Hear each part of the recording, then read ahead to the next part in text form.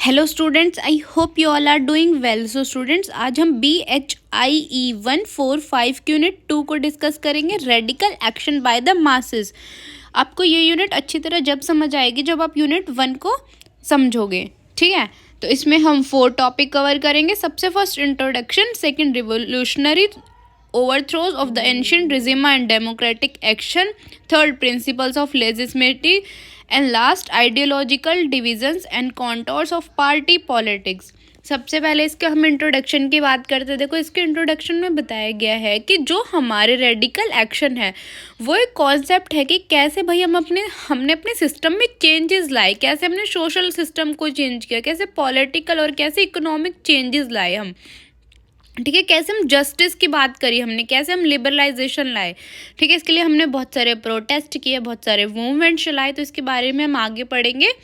Next topic है revolutionary overthrows of the ancient regime and democratic action. देखो भाई, पहले क्या था कि पहले हमारे में एम्पायर या फिर किंग का रूल था, ठीक है। तो जो भी हमारी पावर थी वो किसके हाथ में थी, किंग या फिर एम्पायर के हाथ में थी, ठीक है। वही क्या था कि हमारे लिए डिसीजंस लेता था, वही वेलफेयर के काम करता था। और जो भी हमारे पीजेंट्स होते थे या फिर जो हमारी वर्किंग क्लास होती थी उस पर बहुत ज़्यादा हैवी टैक्सेस थे, जिस वजह से क्या है कि वो ग्रोथ ही नहीं कर पाते थे। मतलब जो भी हमारे राजा महाराजा थे, जो भी हमारे देश के शासक थे, वो क्या करते थे, लोगों पे इतना ज़्यादा हैवी टैक्सेस लगा देते थे कि भाई वो ग्रोथ ही नहीं कर पाते थे, ठीक है। तो फिर हमने धीरे धीरे क्या किया कि भाई हम सेंट्रल गवर्नमेंट की तरफ आए कि मतलब भाई हमारी गवर्नमेंट होनी चाहिए कि वही हमारे वेलफेयर के लिए काम करे। ये नहीं है कि आप जो बोलोगे सिर्फ वही होगा, ठीक है। फिर कुछ ऐसे हमने मूवमेंट चलाए, जैसे मास मोबिलाइजेशन है कि भाई जो भी पीपल है वो क्या है, मिडिल क्लास है चाहे वर्किंग क्लास है, उन पे इतने हैवी टैक्सेस नहीं होने चाहिए, उनको भी क्या है अपनी ग्रोथ का ध्यान रखना चाहिए, ठीक है। तो कुछ चैलेंजेस आए ऐसे, फिर इसकी वजह से क्या है हमारी इकोनॉमिक क्राइसिस आई, फूड शॉर्टेज हो गई, ठीक है, ज़्यादा से ज़्यादा करप्शन होने लग गया, ठीक है। तो हम धीरे धीरे करके क्या है कि भाई गवर्नमेंट की तरफ आए, क्यों भाई हम क्यों राजा के नीचे रहें, ठीक है। ये थोड़ी है कि राजा ही बस शासक करेगा। फिर हमने क्या है बहुत सारे मूवमेंट्स वगैरह चलाए, ठीक है। नेक्स्ट टॉपिक है economic crisis and popular distributions, ठीक है। भाई देखो क्या इकोनॉमिक क्राइसिस है, सबसे ज़्यादा तो है कि टैक्स का बर्डन, ठीक है। मतलब लोगों पे इतना ज़्यादा हैवी टैक्स लगा दिया था कि मतलब वो अपना भाई दिनचर्या भी नहीं चला पाते, तो मतलब इतना इनकी इनकम नहीं थी जितना क्या है टैक्स लगा दिया, ठीक है। उस वजह से क्या हुआ, खाने की कमी हो गई, ठीक है, इन्फ्लेमेशन बढ़ गया।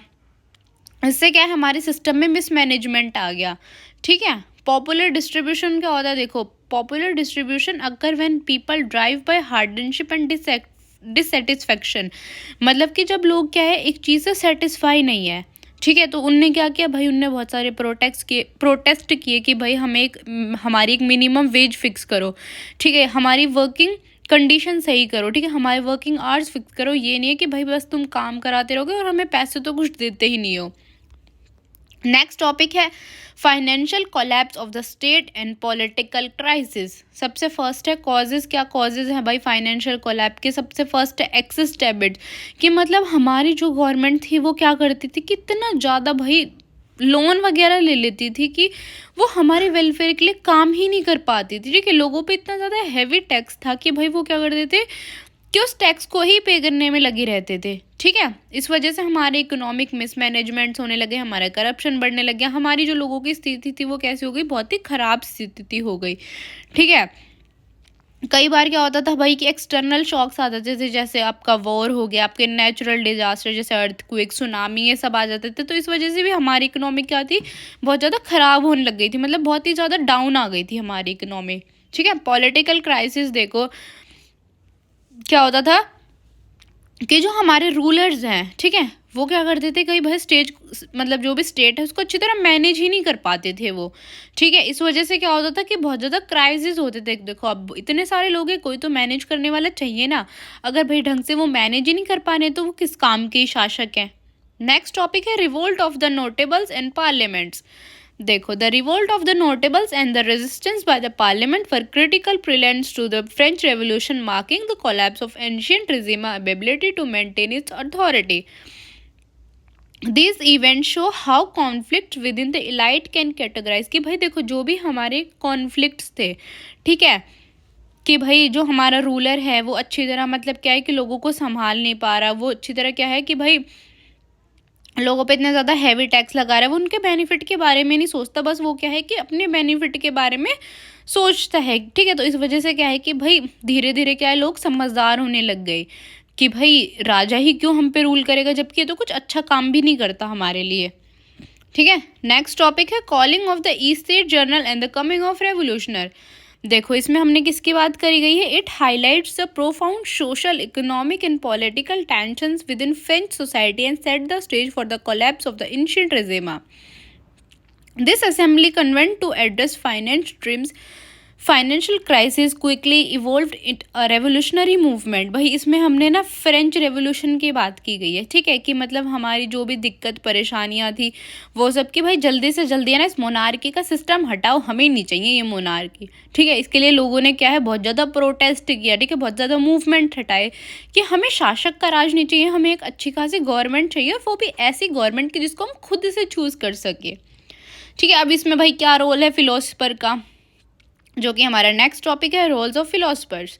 ठीक है, देखो भाई फिलोसफर्स ने क्या है कि फ्रेंच रेवोल्यूशन के बारे में बताया लोगों को। ठीक है, इसमें हमने बात करी गई है कि भाई लिबर्टी के बारे में, लोगों की इक्वालिटी के बारे में, हमारी इंडिविजुअल के राइट्स के बारे में। ठीक है, और जो भी गवर्नमेंट थी जो भी चैलेंजेस फेस करती थी उसके बारे में हमने बात करी गई। मतलब हमारे फिलोसफर्स ने बताया है कि भाई सब लोगों को क्या है इक्वल मानो। ठीक है, हर इंडिविजुअल के पास अपने राइट्स होने चाहिए।